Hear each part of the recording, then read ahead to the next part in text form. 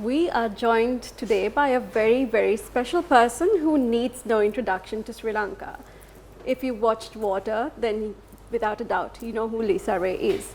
But Lisa Ray is a lot more than just an actress. She's ventured out into many of her passions. She's written a book, and more recently, she's into art. So we are joined today by Lisa. Hi, Lisa. Hi, Thank you for Rihaab. joining us. Thank you for having me. And isn't this a beautiful setting? It is, it is. I think this is the ideal. We're actually having an event tonight for my platform, the Upside Space, which is celebrating, of course, Sri Lankan artists. And we're so grateful to Sri Lanka for giving us the use of this beautiful catamaran. Certainly, without a doubt. So we'll just jump straight into it. Yeah, sure. We'll start with how Sri Lankans are most familiar with you, which is your movie Water. Right. And since then, this is the first time you've been to Sri Lanka? No, I have been back in between many times. I've actually done a retreat at Ulpota, which is a place just outside of Colombo that's very close to my heart as well. I've made a number of trips in between for personal reasons, but this one is professional. And so I actually think that almost like a seed was planted when I was here for more than 5 months in 2004 shooting Water. And that particular seed has been watered and grown and brings me back again and again to Sri Lanka. But this particular visit is also, I feel, really seminal for me. It's actually launching something that I've always wanted to do. It's launching an arts and a digital arts NFT platform. So this particular visit is extremely special to me because I have launched a digital arts platform. It's curated and it's all about championing artists and artistic expression from Southeast Asia, South Asia, and the Middle East, and of course Sri Lanka falls into that. But this is actually a pre-launch exhibition and a phygital, our very first phygital. And so phygital, you don't have to know what that means. It means a combination between physical and digital. It's a phygital exhibition of 15 incredible Sri Lankan artists who have actually ventured into NFTs with us. And it's extremely exciting and it feels right. It feels really right because this is a time when we really need to support our creative community, and our artists, of course, are often the greatest reflections and the greatest kind of storytellers of our times. True. What are the themes you've been encouraging for this digital exhibition? So we have a curator. We are curator-led. Yeah. And that's really important because the NFT space has become very crowded over the last little while. Very briefly, I know that there's a lot of misconceptions about NFTs, so I thought maybe I'll quickly go into that. You know what? I'll make it very simple. It's a new technology. Yes. It's a new delivery system. It's just like you've got your phone in front of you, right? Yes. So the way you communicate with someone, that's your intention, but the phone is neutral.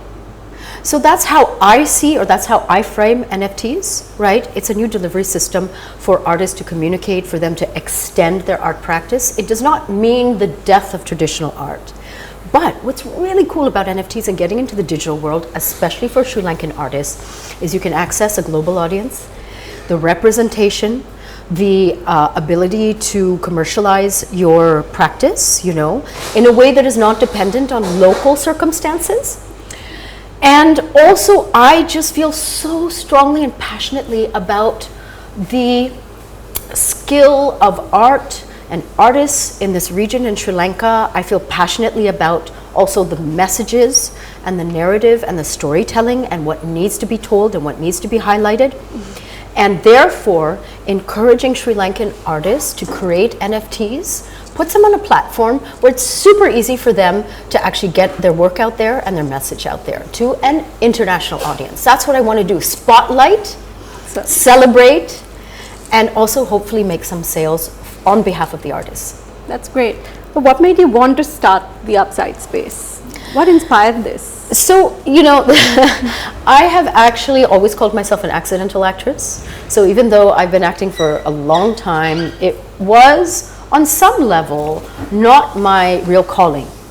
And I'm very lucky nonetheless, and I've worked with some fantastic directors, and Deepa Mehta is of course one of them. However, I just felt, I guess after having been diagnosed with a very serious cancer, what ends up happening is you kind of end up you audit your life, right? Yeah. And you start looking at what's important and what's not. And the things that are not important start just melting away.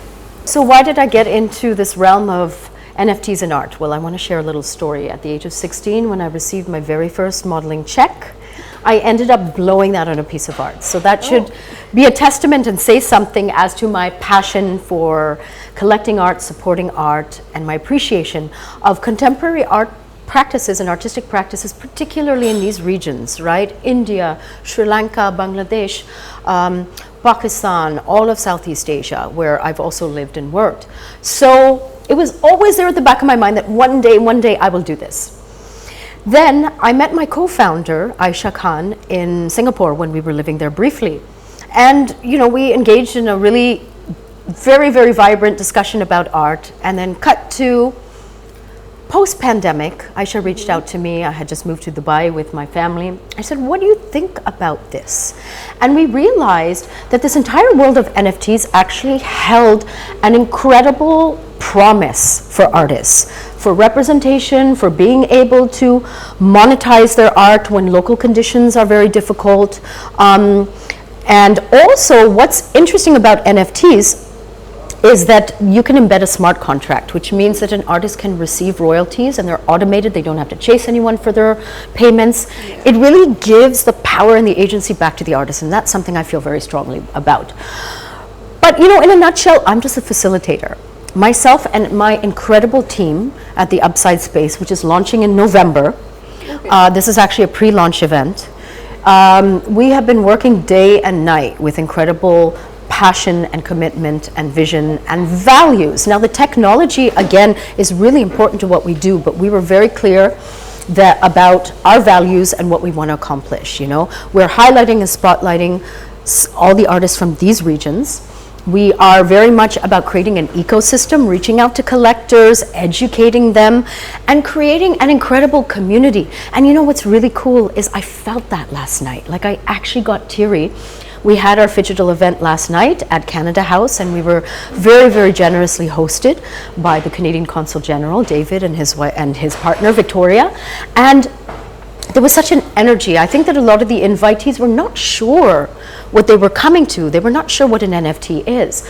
But the point was, it still is about creating community and actually seeing the works of art and understanding NFTs and understanding how they can help also artists and curators reach a new audience. Everyone got excited. We also had some great performances, and I think that the two can coexist very beautifully. So I am so excited to see our mission come to life, genuinely. So certainly, and we look forward, I think, to seeing it in November, which will be the official launch. That will be the official launch of our platform, the Upside Space, and I really invite everyone to also come support artists, educate yourself. We are also a platform that, again, really want to build a strong community. So there's no stupid questions, there's no silly questions. Come on board. We care about everybody in our ecosystem. We hold our artists by the hands, who are new to the digital world, our curators who are new to the digital world, and also our patrons and art aficionados who are new to the digital world. We really want things to be easy, accessible. It's all about the art and the artistic expression. That's great. So you give them holistic support in every way possible. Super. Yeah, exactly. That's the best way of putting it. Thank you. No worries. Let's also jump a little bit to your book. Now, that is based on a very personal experience. Yes. Is that what really prompted you to write this, put it in words? Well, that's another thing that I've always wanted to do, which is write and be a writer. And it was something that I tucked away in the back of my mind also when I was a young girl, because my life took off in a very different direction. Now, first of all, of course, I was diagnosed with a very serious cancer in 2009. And I ended up blogging about that, and that put it out there in the world, and off of that I got this offer to write my book. But I didn't want the book just to be about cancer. Yeah. And also, I think that as a woman, as someone who has been in the public eye, as someone who has been labeled, because to be honest, we are all labeled on some level, you're a wife, you're a daughter, you're a this, you're a that, right? What about me? What about my voice and my own personal story and my inner journey? That is something that I have been wanting to share for a long time. So close to the bone literally is that. It's very close to the bone. It's raw. It's about my inner journey. It's more like a travelogue. I call it a travelogue of the soul. And it covers a lot of territory. But it's also about my growth, and I thought it was very important for me to seize back my narrative and sort of tell people that you might think that you know me, because, you know, I mean, it's been a wonderful journey. I'm thankful, I'm grateful. But I think one of the negatives is that people tend to label you, and people tend to perceive you in a particular way. And so I've always felt for a long time that I need to tell my own story in my own way. This is who I am. You might think you know me, but you don't. And I think that's important, again, for everybody. Everybody has a story. It's not that my story in particular is so extraordinary.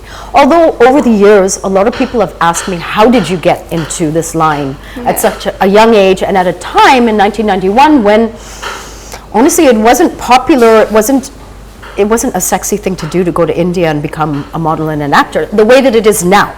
True. So I have a very unusual story, unusual genesis, but it's very long. So the story of how I got into acting and everything was very long, and I thought, let me just write a book about it. Here you go. And so now when people ask me, here you go, read about it. And you also won an award for it, which is fantastic. I'm so gratified. It's been a beautiful feedback. And I also have an agreement to write 3 more books. Wow, so it's my dream come true. I can't tell you what it's about. That's the worst thing you can ask a writer, to be honest. True. What's next? What's next is the Upside Space. And we're so happy and privileged to be collaborating also with our curator, Kesara, here, who's put together a magnificent exhibition. Curators are really important on the Upside Space because they become your art buddies. They kind of help you navigate also the space. They vet the artists. They also help people who are not from these regions to really discover and explore and find new artistic practices, but also to experience it in a really holistic but also profound way. So we're so grateful to Kesara, I must say that as well. That's great. So what is next for you and for the Upside Space? Well, the Upside Space is launching officially in mid-November. So honestly, my focus and my energy is going to that. I'm working on my book simultaneously. I'm a mom of twins right now. And I think, you know, I mentioned that I started working at 16. That's pretty young. Yeah. And I certainly would not encourage my daughters to do that, to be honest. But I don't regret anything in my life. I've had a wonderful life. It's been, even the dark and the shadow of my life I've learned from, of course, and grown through that. But it's time for me to take control what I want to do with my time. I think that's really essential. I recently turned 50, so it's about time. So I'm really happy to be a mother. I'm more than happy to be a co-founder on the Upside Space, where we're really fulfilling a mission. We're much more than an NFT marketplace. We're an art lab. We're a community. We are also kind of a place for experimentation, discovery, and discourse. It's really the culmination of my life's desires are all coming together in both the Upside Space and the opportunity to write. So I have my hands full. Great, and I wish you all the best. Thank you all your so much. future endeavors. So thank you so much, Lisa, for joining us. Thank we you. are very excited to check out the Digital exhibition in November. We won't have a digital exhibition in November. That will be the official launch of the site. Okay, I would great. love to come back. You know, we experienced such an outpouring of support. It was literally one of those evenings that you hope for, but you can't actually plan and calculate, where everything comes together, where there's a meeting of minds and hearts, and that's what we experienced last night. And of course, we're having an event tonight on this beautiful craft, you know, on this beautiful catamaran that's been sponsored by Lanka. So we're very, very obviously grateful.